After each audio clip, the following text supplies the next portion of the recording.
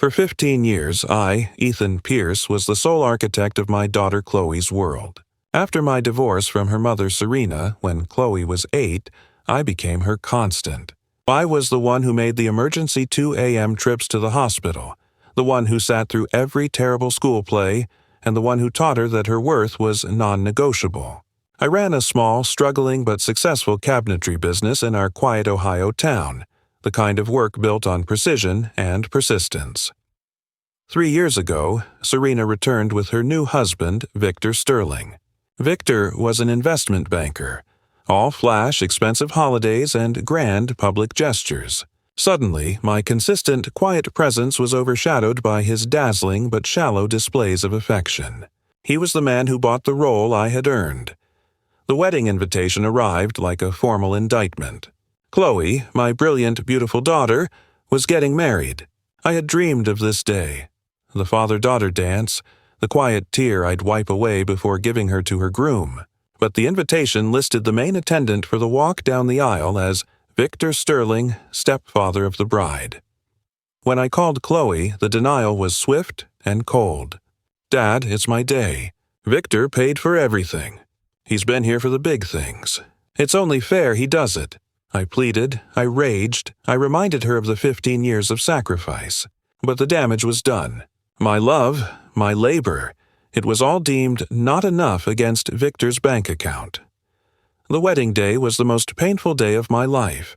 I sat in the third row, rigid with pain, watching as Victor, smug and beaming, escorted my daughter down the long, sunlit aisle. Every flash of the photographer's camera, every admiring glance from the guests was a celebration of my complete and utter erasure. At the reception, during their dance, the humiliation became unbearable. I saw her laugh, resting her head on his tuxedo, perfectly enacting the role of his daughter. I couldn't breathe.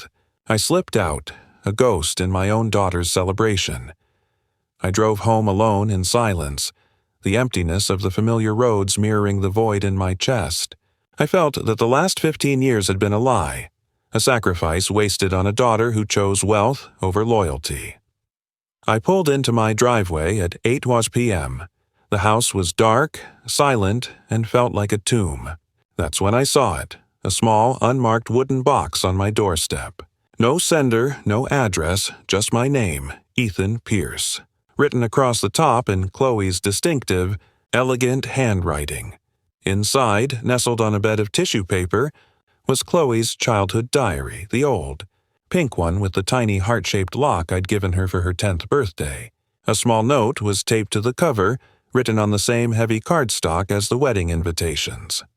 "Dad, please, read the entry dated February 3rd last year." Then read the very last page. "Forgive me. I did it for you. Love, C." My hand shook as I opened the lock with the tiny key tucked into the package. My grief and anger immediately gave way to a cold, desperate curiosity. I flipped to February 3rd, last year. This was written just after Chloe had accepted a job at Victor's investment firm, a job he had proudly boasted about securing for her. February 3rd. I did it. I took the job at Victor's firm. It was the only way. I know Dad will think I sold out, that I chose money over his values, but I can't tell him the truth. Victor knows about the accident. He knows I was driving. He said he has a full video. He said he would send it to the police, ruin my fiancé Liam's career, and make sure Dad lost his business in the legal fallout if I didn't play ball. He wants me to publicly choose him over Dad. He said he wants to break Dad because Dad represents everything he isn't. Integrity. I have to protect them. I have to let Dad think I rejected him. I nearly dropped the diary. An accident? A video? My daughter wasn't being superficial. She was being blackmailed. Victor hadn't bought her love. He had terrorized her into submission, using my life and her fiancé's career as leverage. My heart, which I thought had shattered earlier, now broke in a way that was purely focused rage. I flipped frantically to the last entry, dated just yesterday. Wedding Eve. The handwriting was rushed. Urgent, Wedding Eve.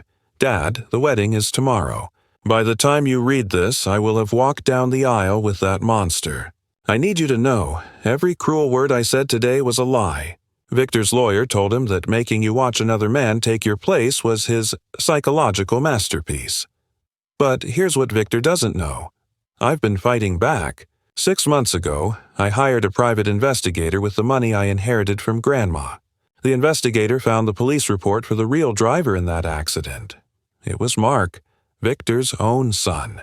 Victor used that video footage, not of me, but of the aftermath to frame me and protect his degenerate son. My fiancé, Liam, knows everything. He is setting up the trap now. I have to break your heart today, Dad, because you are strong enough to survive my rejection. You taught me how to be strong, but I need to destroy Victor's leverage before he tries to ruin your life. I love you, Daddy. Forgive me for the pain. The pain vanished, replaced by an ice-cold, methodical focus. My daughter was a hero, sacrificing her dignity, her relationship with me, and her happiness to protect her family from a monster. The final line of the diary was an instruction.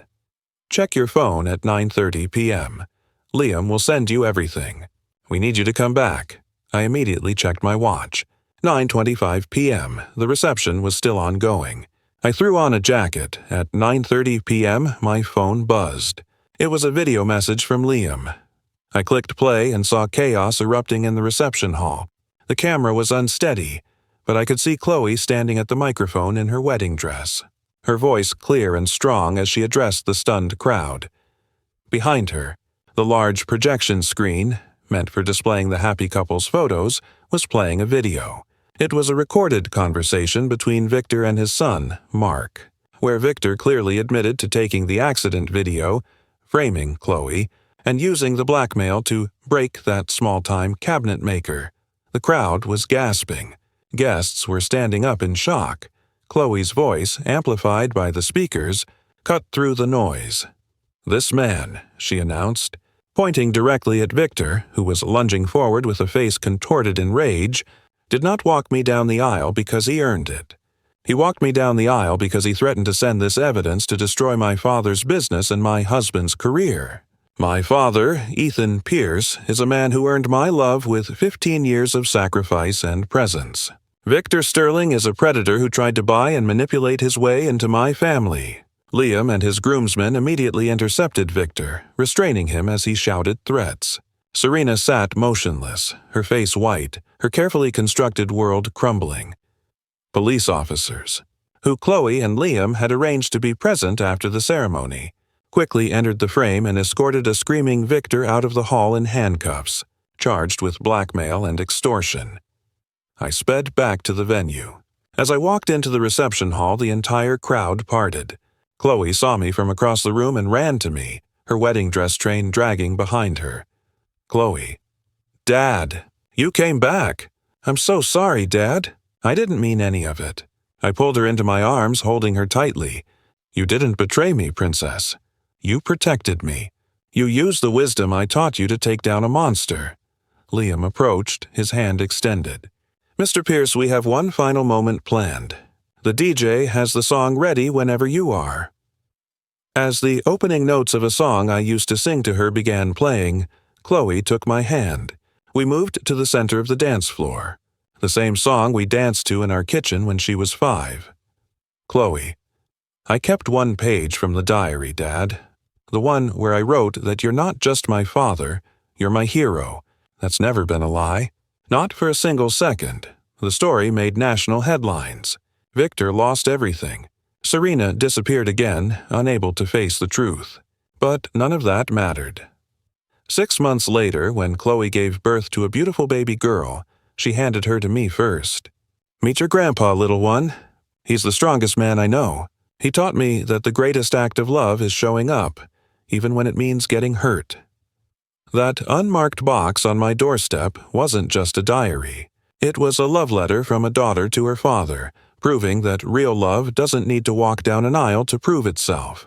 It proves itself in the quiet moments, the daily sacrifices, and the fierce loyalty forged over a lifetime. If you believe that the strongest bonds are the ones that survive the biggest tests, hit that like and subscribe button. Thank you for being here.